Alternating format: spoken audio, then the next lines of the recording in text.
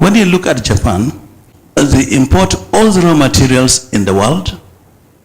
I see Japan as a black box where there is input and output devices, just like your own computer.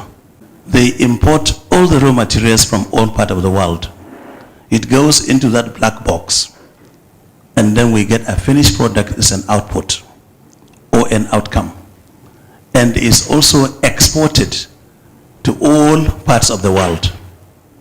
And of course, the amount in terms of monetary terms of export far exceed that of import.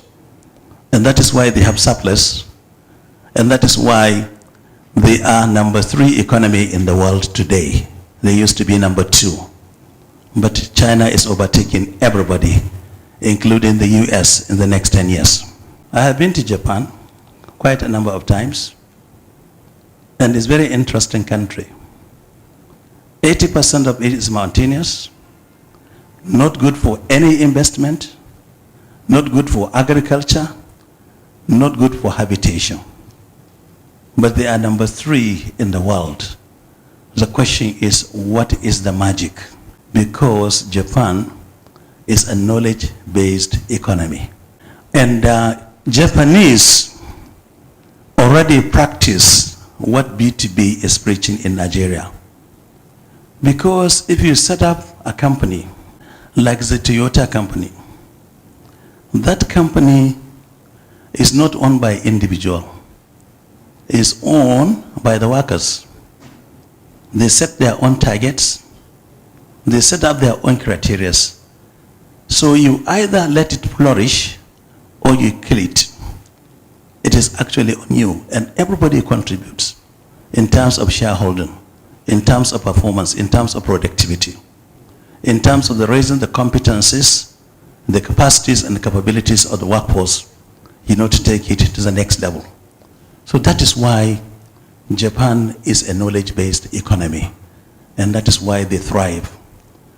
Because we define, learning as recurrent newness. We learn every day, and that is what they believe actually in Japan. And I will just give you a simple example I came across through the social media.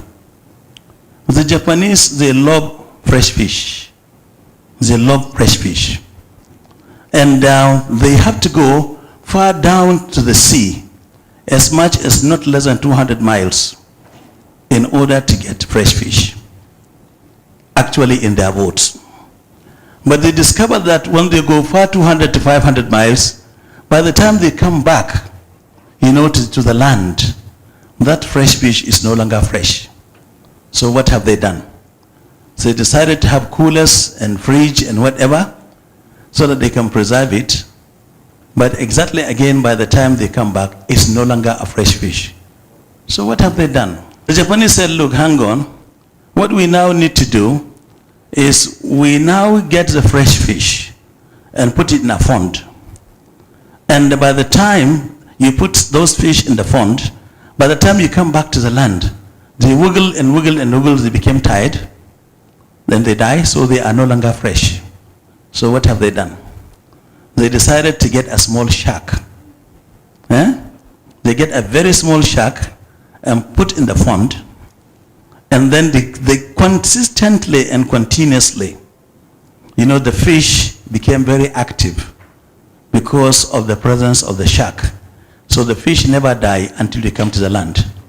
And this is what we need to do, is critical thinking, and lateral thinking, and thinking outside the box in terms of our, initiatives.